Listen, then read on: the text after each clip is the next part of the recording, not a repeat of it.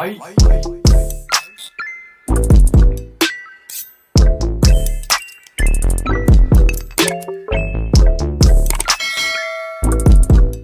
what's up guys? Welcome back to my channel and I'm back with another TikTok dance challenge from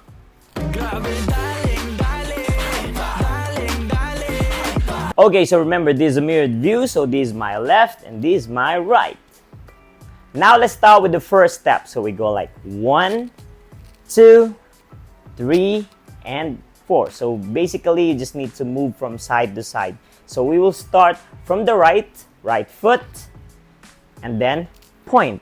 Okay, now we go to the left side, left foot, and then point. Again, 1, 2, 3, and 4. Okay, next is we will just open our legs and then bend your back. So we will start moving from the right, going to the left. So while we're doing that is we will just add some wobble. Okay, so we will use our heel to move. Okay, so now let's try. So we go like 1, 2, 3, and 4. Now let's take it from the top. So we go like 1, 2, 3, 4. Open your legs. 5, 6, 7, 8. So after that is we will just put our feet here in the front. Use your hips. And then also use your hand to pump. Okay, so how we will do that? So you just need to move your hips going to the right side, something like that. Okay, so we go like 1, 2, 3, 4, 5, 6, 7. Okay, remember just until 7 count. Okay, 1, 2, 3, 4, 5, 6, 7. From here is we will just jump. Let's do it one more time. So we go like 1, 2, 3, 4. Open your legs. 5, 6, 7, 8. Next, 1, 2, 3, 4, 5, 6, 7. Jump. After that is we will just repeat one more time until we reach in the chorus part. Okay, now let's try to do it 2 times. Are you ready? So we go like 5, 6, 7, 8.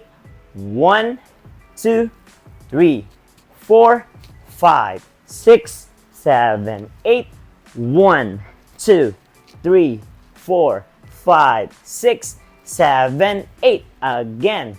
2, 3, 4, 5, 6, 7, 8. 1, 2, 3, 4, 5, 6, 7. Jump. Okay, now let's try this in the slow music.